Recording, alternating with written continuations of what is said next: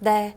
현재 양시장이 밀려납니다. 장중 저점 구간이고요. 이대로 좀 흘러내려갈까요? 코스피가 한 0.3% 정도 조정, 코스닥이 0.4% 정도 조정. 역시나 외국인의 이 매도가 다소 좀 영향을 미치고 있습니다. 거래소에서는 기관이 매수 전환됐다는 점 특징되겠네요. 이쯤에서 작전 타임 가져보겠습니다. 오늘 감독에는 토마토 투자자문 정종현 운영위원 모셨습니다. 안녕하세요. 네, 안녕하십니까?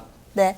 FOMC 끝나고 나서 뭐 많은 분들이 큰 변화가 있을 것이다 뭐 이렇게 얘기해 주셨는데 어떻게 좀 예상 시나리오대로 흘러가고 계세요? 뭐 일단 제가 지난주 이 시간에 말씀드렸다시피 대체적으로 FOMC 끝난 다음에 뭔가 변동성이 많이 확장될 것이다라고 하는 전망들이 많이 있었는데 네네. 저는 반대로 말씀드렸죠.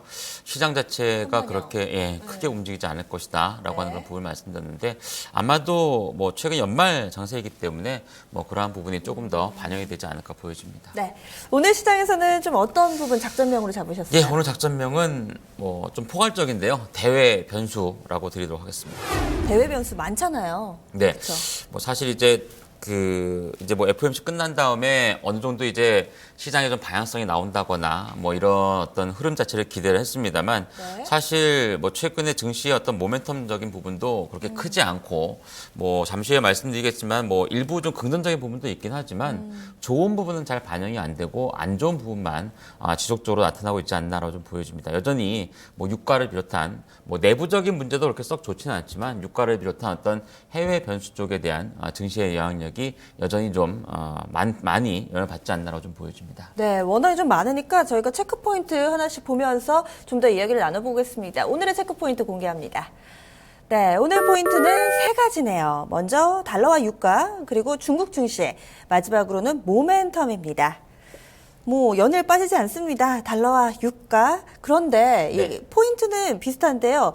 예측은 거의 반반인 것 같아요. 어떤 분들은 지금 뭐 유동성을 그러니까 미국 쪽에서 금리 인상을 했으니까 달러 강세가 더 이어질 것이다 라는 분들이 있고 한켠에서는 선반영이 됐으니까 꺾일 거다 이런 의견들이 있는데 지금 운영님 같은 경우는 선반영 쪽에 더 무게 두고 계시죠? 사실 좀 모호하죠. 제가 지난주 이 시간에도 그래서 그 유가라든가 달러 인덱스의 모습이라든가 이런 거를 말씀드리면서 금리가 일단 인상되고 나면은 그 유가의 움직임은 좀 이제 올라서고 달러 인덱스는 100을 찍고서 내려오는 그런 움직임이 나타나야 되는데 이게 참 애매하다라고 하는 그런 쪽에서 말씀을 드렸습니다. 그림을 보시면 최근에 이제 그 유가의 어떤 움직임 자체도 여전히 하향 쪽에 무게를 많이 두고 있죠. 최근에 이미 34불대 뭐 지금 어제 간밤에 두바이 유가는 네. 4년 이래에 최저치를 기록했다 볼 수 있겠는데 네. 그림에서 이제 윗방향에 있는 쪽은 달러 인덱스의 움직임이고요.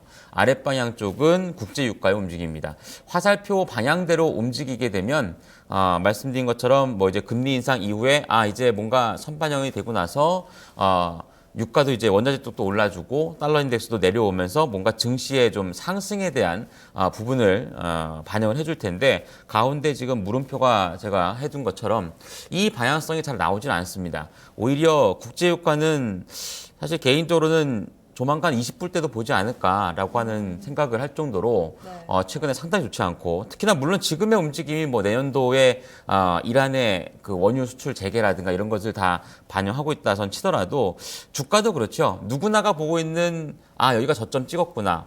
수평 이동을 하는구나. 그러면은 바로 반등하는 것이 아니라 한 차례 더 아랫방향을 보여주고 나서 반등하는 경우가 더 많습니다.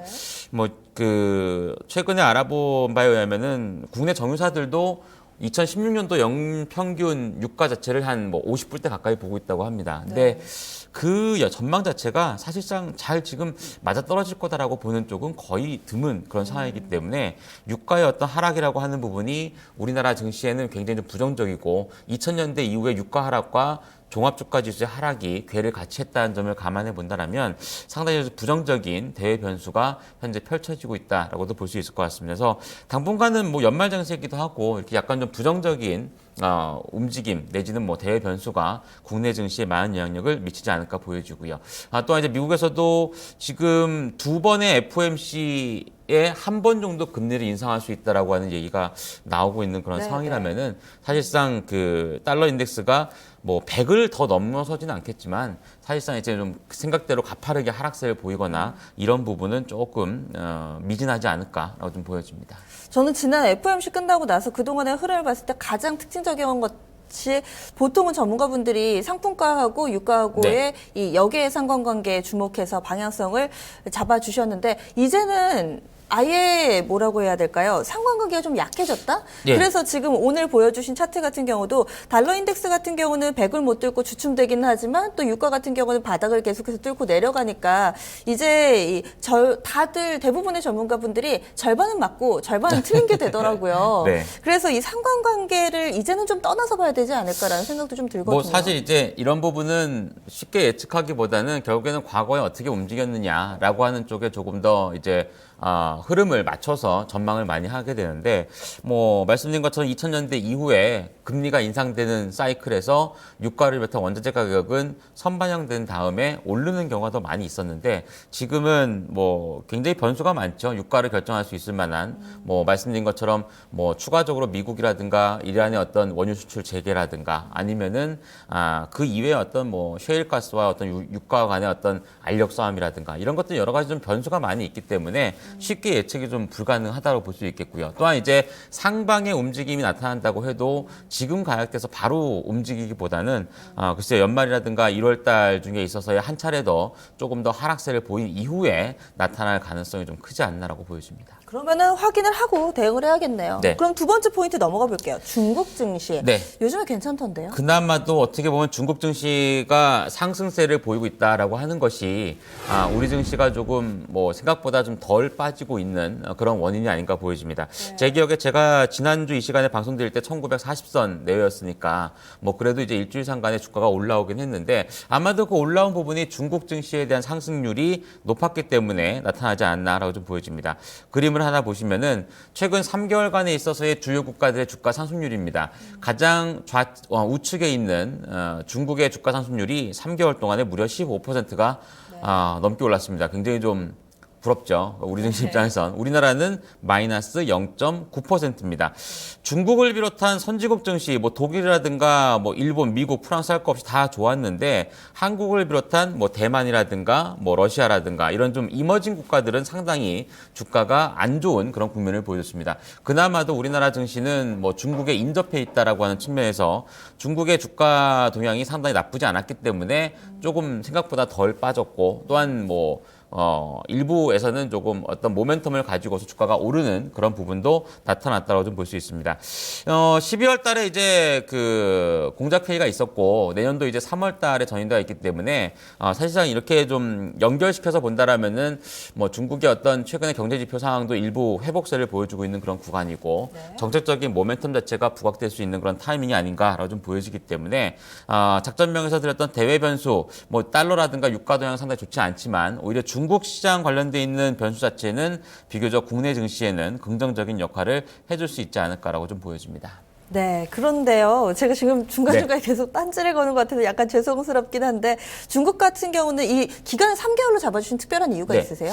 뭐 특별하게 3개월을 잡은 뭐 이유는 없습니다. 네. 지금 중국 증시가 지난 3분기에 굉장히 급락을 했잖아요. 네, 이 그렇습니다. 5,200선 터치 근처까지 나왔다가 이 3분기에 그러니까 딱 3개월 동안에 한 3,000선 정도까지 밀려 내려갔고 네. 그 이후에 최근 3개월은 기술적인 반등 구간으로 봐도 되지 않을까요?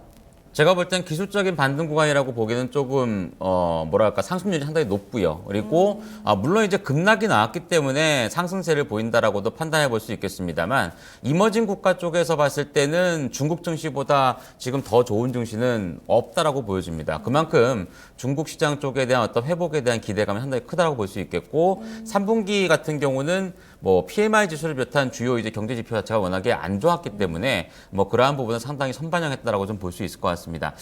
오히려 4분기 내지는 내년도 연간 전망이 6%대 후반 정도의 성장률을 기록할 거라 전망이 된다라면 일정 부분 좀 그 안 좋은 부분 자체는 상당히 좀 반영이 되었다라고 좀 보여지고요. 이머징 국가 쪽에서 중국 시장이 어떤 선도적인 역할을 해줄 수 있다라면은 앞서 흐름에서 보시다시피 우리나라를 비롯한 좀 인접해 있는 국가들 쪽에서는 하락률 자체가 좀 제어가 된다거나 좀 제한적인 하락을 보일 가능성이 크다라고 좀 보여지고 단기적으로 오늘 증시 같은 경우만 본다고 해도 뭐 간밤에 해외 증시 상승하고 우리나라 증시는 어제 미리 좀 올랐기 때문에 사실 뭐 오늘 크게 오를 자리는 되진 않습니다만 중국 증시가 출발하면서 좋은 모습을 보인다. 본다라면은 국내 증시도 장중에 어떤 상승 반전에 대한 가능성은 충분히 있다라고 좀 보여집니다. 좀 이따 10시 반이 기다려집니다. 그럼 마지막 체크 포인트는 모멘텀이었습니다. 네, 뭐 길게 드릴 말씀은 아닌 것 같고요. 일단 뭐 지수 자체가 워낙에 좀 안 좋고 뭐 기술적으로는 지난주에 저점이었던 1950선 이하권역을 한 번 더 찍을 수 있는 소위 얘기하는 쌍바닥을 한번 만들 수 있는 그런 가능성이 크지 않나 보여지기 때문에 지수의 어떤 상승에 대해서 어떤 기대감을 크게 가져가실 필요는 없을 것 같고요. 다만 이제 뭐 최근 증시 상황에서 좋았던 뭐 자율주행 관련돼 있는 자동차 관련주라든가 아니면 2차 전지 관련주 그리고 에너지 관련돼 있는 종목이라든가 이렇게 좀 모멘텀 자체가 있는 쪽이 상대적으로 조금 더 좋은 모습을 보여줬기 때문에 아마도 이러한 흐름 자체가 당분간은 조금 더 유지가 되지 않을까 보여집니다. 그러면은 이런 대외 변수를 고려를 해봤을 때 어떻게 전략 세우는 게 좋을까요? 네, 전략에 있어서는 세 가지 정도 볼 수 있겠는데요. 첫 번째로서는 뭐 말씀드린 것처럼 대외 변수에서 좀 자유로운 성장주 쪽에 대한 포커스를 맞추는 게 뭐 맞을 것 같습니다. 다만 이제 이 성장주라고 하는 것이 반드시 뭐 제약 바이오 아니면 화장품으로 대변이 되었던 과거의 어떤 성장주가 아니라 뭐 좀 전에 말씀드렸다시피 2016년도 내년도 이후에 어떤 모멘텀이 좀 확장될 수 있는 뭐 기업이라든가 뭐 실적에 대한 어떤 안정성 가진 기업군들에 대한 공략을 하시는 게 좋을 것 같고요. LG라든가 하나그룹의 어떤 주가의 움직임을 보시면은 아마도 좀 이해를 잘 할 수 있지 않을까 보여집니다. 어제 이제 LG 디스플레이가 한 5%대 오르고 그리고 지주회사 LG를 포함해서 주가가 좋았다라는 점이라든가 또한 이제 하나테크인을 포함한 하나그룹 같은 경우도 전반적으로 최근 주가 동향 자체가 시장에 비해서는 상당히 좋은 모습인데 두 그룹의 어떤 흐름을 본다라면은 뭐 최악의 국면을 벗어난다는 것 있긴 하지만 LG그룹은 자동차 관련되는 모멘텀이라든가 하나그룹 같은 경우는 태양광을 비롯한 뭐 방산산업이라든가 이런 어떤 성장성에 대한 포커스가 많이 맞춰지고 있기 때문에 이와 비슷한 유형의 기업군들을 골라나가시는 것이 좋지 않을까로 좀 보여지고요. 마지막으로는 일단 연말 시장은 사실 뭐 연말에 대한 어떤 뭐 분위기상으로는 기대가 좀 높긴 하지만 실제 수익률 자체는 항상 매년 그랬다시피 수익률 자체가 이렇게 썩 좋지는 않았던 것 같습니다. 그래서 기대하실 수 있을 만한 어떤 기대 수익률은 조금 낮추면서 연말 시장을 좀 보내는 것이 맞지 않을까 보여집니다. 올해 이제 6거래일 오늘 포함해서 좀 남았으니까 6일은 마음을 비우고 이제 내년을 보면서 또 60일 가져봐야 되겠네요. 오늘 말씀 여기까지 듣겠습니다. 고맙습니다. 감사합니다. 네, 오늘의 감독입니다. 토마토 투자자문 정종현 운영위원과 함께 작전 타임 가져봤습니다. 내용 한 번 더 보시죠. 오늘의 작전명은 대외 변수였습니다. 체크할 부분이 상당히 많죠. 이런 부분을 모두 고려를 했을 때 대외 변수에서 자유로운 성장주를 보자라는 관점입니다. 대표적으로 LG와 한화그룹이 있는데요. LG 하면은 이제는 전기차라는 모멘텀을 가졌고 한화는 태양광을 비롯한 방산 쪽에서의 신성장 동력을 갖추고 있습니다. 연말까지는 하지만 전반적인 기대 수익률은 조금 낮추시고요. 또 내년도를 향해서 조금은 포트를 바꾸는 시간으로 삼아보시면 좋을 것 같습니다.